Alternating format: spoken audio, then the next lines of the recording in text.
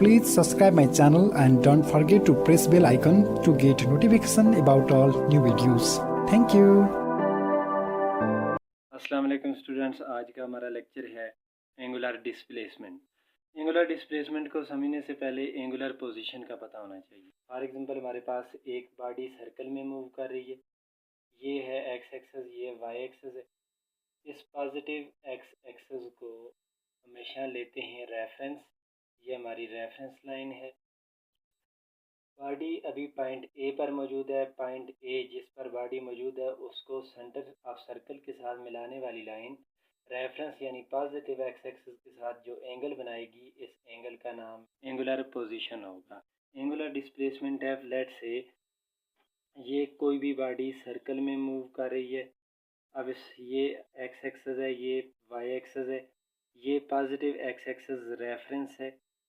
Body अभी point A पर मौजूद है। ए पॉइंट पर इस पॉइंट को सेंटर से मिलाने वाली लाइन ये है angular.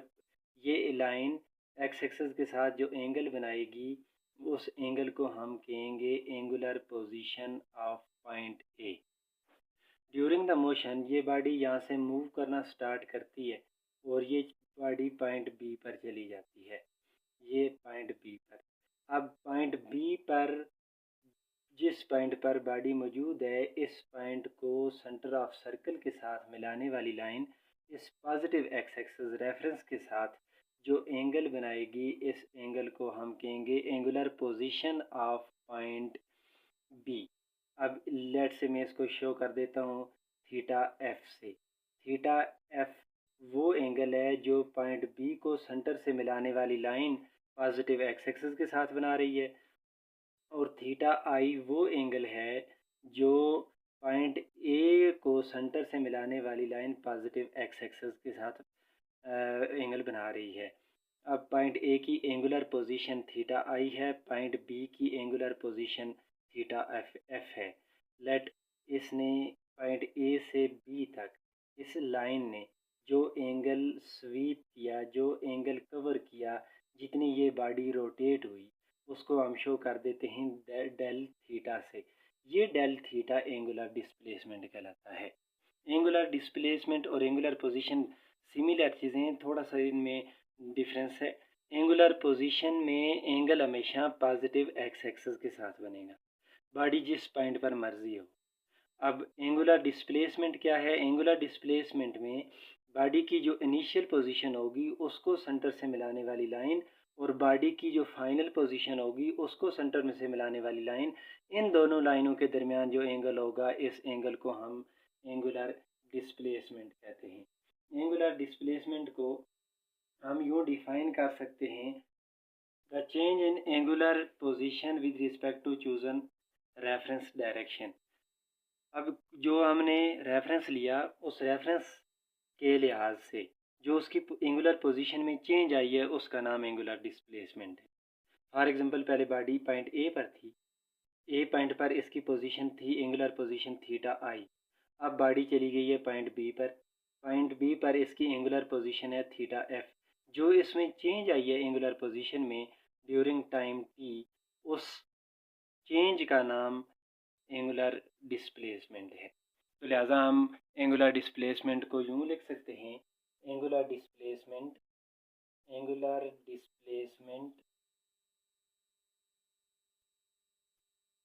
is equal to change in angular position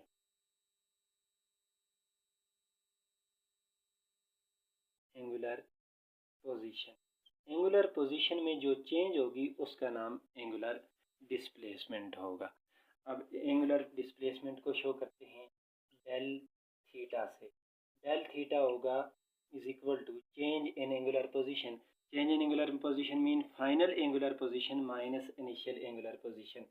theta final minus theta initial, ये एंगुलर डिस्प्लेसमेंट है। एंगुलर डिस्प्लेसमेंट से मुराद ड्यूरिंग द मोशन बॉडी जितना एंगल रोटेट हुई है, जितना एंगल बॉडी मूव हुई है, उसका नाम एंगुलर डिस्प्लेसमेंट है।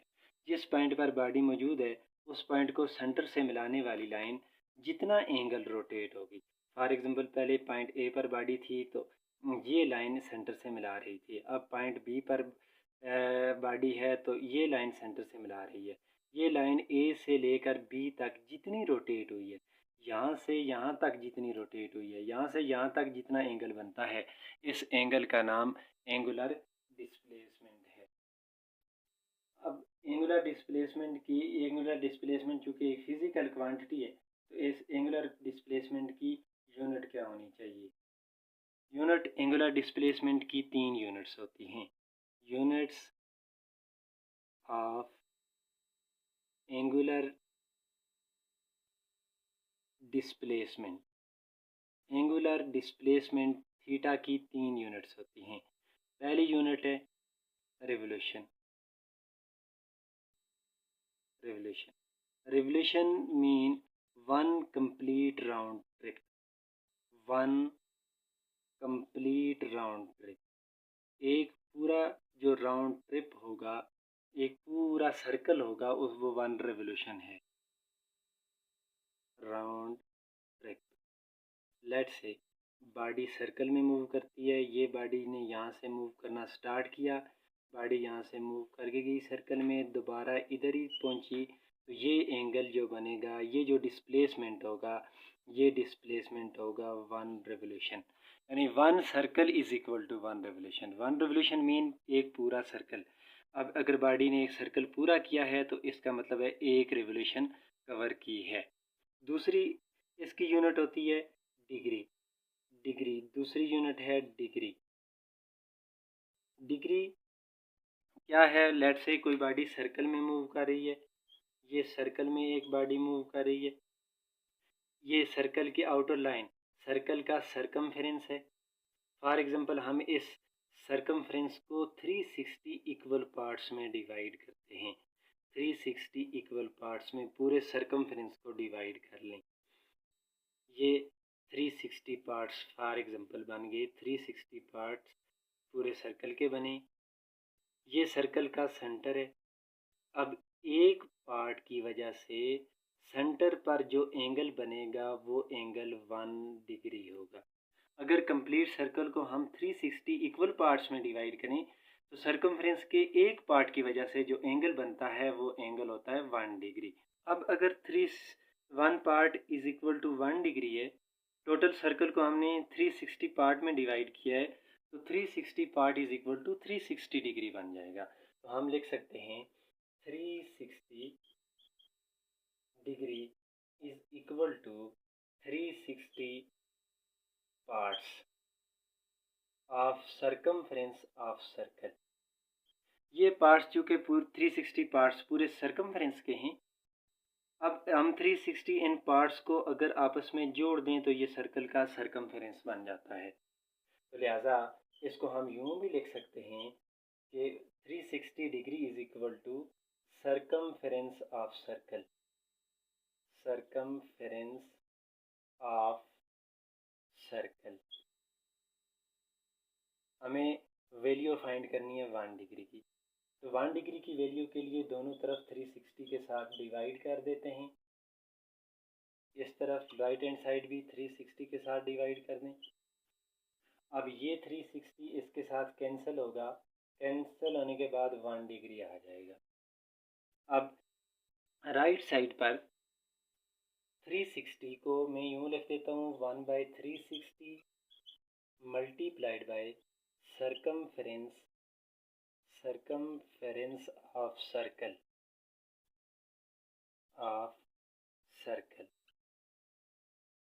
लिहाजा 1 डिग्री को हम यूँ डिफाइन कर सकते हैं, 1 degree is equal to 1/360 of circumference of circle। 1 degree is equal to 1/360 of circumference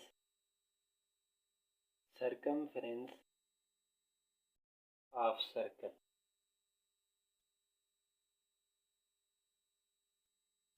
अब एक पार्ट का एंगल 1 डिग्री है, टोटल सर्कल के 360 पार्ट्स हैं तो टोटल एंगल 360 डिग्री हो जाएगा। लिहाजा 1 कंप्लीट सर्कल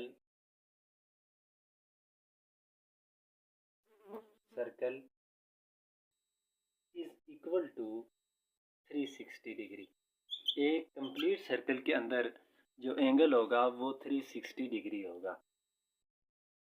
अब एक कंप्लीट सर्कल में अगर 360 डिग्री एंगल है और एक कंप्लीट सर्कल में 1 रेवोल्यूशन है, हम लिख सकते हैं कि 1 revolution is equal to 360 degree. 1 पहली डिग्री इसकी यूनिट थी, पहली एंगुलर डिस्प्लेसमेंट की यूनिट थी रेवोल्यूशन, और 1 सर्कल में 360 1 रेवोल्यूशन होता है। दूसरी इसकी यूनिट है डिग्री, और एक सर्कल के अंदर 360 डिग्री एंगल होता है। और थर्ड इसकी यूनिट है रेडियन। रेडियन इसकी एंगुलर डिस्प्लेसमेंट की एसआई यूनिट है। एसआई यूनिट एंगुलर डिस्प्लेसमेंट की रेडियन है। 1 रेडियन कितना एंगल होगा? लेट्स से ये एक बॉडी है और बॉडी मूव कर रही है सर्कल के अंदर। ये सर्कल का सेंटर अभी बॉडी इस पॉइंट पर मौजूद है। ये कोई पॉइंट ए है। अब लेट्स से बॉडी यहाँ से मूव करके यहाँ गई पॉइंट बी पर। अब ये लाइन जो इस पॉइंट ए को सेंटर से मिला रही थी, ये लाइन रोटेट करके यहाँ चली जाएगी। पॉइंट बी को सेंटर से मिलाने वाली लाइन ये है। दोनों लाइन के दरमियान कोई एंगल बन गया थीटा। ये चूँकि दोनों लाइनें सेंटर ऑफ सर्कल से सर्कमफ्रेंस तक हैं, लिहाजा इन दोनों लाइन को हम रेडियस भी कह सकते हैं। ये रेडियस है। पॉइंट ए से बी तक सर्कमफ्रेंस का ये पार्ट जो ए से बी तक है, इन दोनों रेडियस के दरमियान, यानी सर्कमफ्रेंस का हम कोई भी पार्ट हो उसको आर्क लेंथ कहते हैं। ये आर्क लेंथ एस है। आर्क लेंथ यहाँ से यहाँ तक, ये आर्क लेंथ है यहाँ से यहाँ। ये curve part of circumference of circle. अब अभी हम इस डायग्राम में देख सकते हैं कि रेडियस यहाँ से यहाँ तक है, आर्क लेंथ यहाँ से यहाँ तक है। आर्क लेंथ की वैल्यू कम है, इसकी लेंथ कम है, जबकि रेडियस की लेंथ ज़्यादा है। फॉर एग्जांपल हम बॉडी को आगे अगर रोटेट करके ले जाएं, बॉडी बजाय पॉइंट बी के पॉइंट सी पर पहुंच जाए। पॉइंट ए से लेकर सी तक ये रेडियस, जिस पॉइंट पर बॉडी मौजूद है उसको सेंटर से मिलाने वाली लाइन यानी रेडियस ऑफ सर्कल, ये रोटेट करके इस पॉइंट पर आ जाएगा। अब फाइनल पोजीशन ये बनती है और फाइनल पोजीशन को शो करने वाली लाइन ये है। ये एंगल जो ए से बी तक था, ए से सी तक था, ये एंगल ए से बी तक जो एंगल है उसकी निस्बत ज़्यादा होगा। अब ए से लेकर सी तक जो आर्क लेंथ है वो भी पहले की निस्बत ज़्यादा होगी। यानी जो हम इस रेडियस को रोटेट करते जाएंगे, एंगल की वैल्यू भी इंक्रीज़ करेगी और आर्क लेंथ की वैल्यू भी इंक्रीज़ करेगी। यानी हम कह सकते हैं angle is directly proportional to arc length S. Arc length की वैल्यू जितनी बढ़ती जाएगी, एंगल की वैल्यू उतनी बढ़ती जाएगी। अब एक लार्ज आर्क लेंथ के लिए एंगल भी लार्ज होगा और स्मॉल आर्क लेंथ के लिए एंगल भी स्मॉल होगा। Let's say at any instant arc length और रेडियस दोनों आपस में इक्वल हो जाते हैं। फॉर एग्जांपल पॉइंट सी पर पहुंचकर जितनी आर्क लेंथ की वैल्यू है इतनी रेडियस की वैल्यू भी हो गई है। फॉर एग्जांपल रेडियस हमारे पास 2 सेंटीमीटर है। अब पॉइंट सी पर पहुंचकर ए से सी तक ये आर्क लेंथ की जो वैल्यू है, ये वैल्यू भी 2 सेंटीमीटर है। यानी इस सिचुएशन में, इस पार्टिकुलर इंस्टेंट पर arc length is equal to radius हो गया। आर्क लेंथ और रेडियस दोनों आपस में इक्वल हो गए हैं। जब आर्क लेंथ और रेडियस आपस में इक्वल हो जाएं, तब दोनों रेडियस के दरमियान बनने वाला जो एंगल होगा वो एंगल 1 रेडियन होगा। तो इस सिचुएशन में theta is equal to 1 radian. तो थीटा 1 रेडियन तब होगा जब आर्क लेंथ रेडियस के इक्वल हो जाएगी। जब दोनों पोजीशन के दरमियान जो डिस्टेंस है, जो सरकमफ्रेंस का जो पार्ट है आर्क लेंथ, अगर वो रेडियस के इक्वल हो, तब उन दो रेडियस के दरमियान जो एंगल बनेगा, इस एंगल को हम 1 रेडियन कहेंगे। और अगर ये दोनों आपस में इक्वल नहीं है, जब ये दोनों आपस में इक्वल नहीं होंगे आर्क लेंथ और रेडियस, तब हम इसको जर्नल थीटा से शो करेंगे, थीटा रेडियन एंगल है। अब एस का, आर्क लेंथ का, रेडियस का और एंगल का आपस में क्या रिलेशन है, ये रिलेशन देख लेते हैं। फॉर एग्जांपल हमारे पास यही बॉडी है और ये सर्कल में मूव कर रही है। At any instant body point A पर मौजूद थी और ड्यूरिंग द मोशन ये बॉडी पॉइंट ए से पॉइंट बी तक चली गई है, पॉइंट बी तक गई किसी टाइम टी टाइम के अंदर। तो इन दोनों के दरमियान जो एंगल बनेगा, ये एंगल होगा थीटा रेडियन, थीटा एंगल होगा। अब चूँकि आर्क लेंथ इस सिचुएशन में ए से लेकर बी तक का डिस्टेंस और रेडियस ओ से लेकर ए तक डिस्टेंस या ओ से लेकर बी तक डिस्टेंस ये बराबर नहीं है। अगर बराबर ना हो तो हमें एग्जैक्ट वैल्यू का, एंगल की वैल्यू का पता नहीं होता, उसको हम जर्नल थीटा से शो करते हैं। लेट बॉडी को पॉइंट बी से रोटेट करके पॉइंट सी पर ले जाते हैं।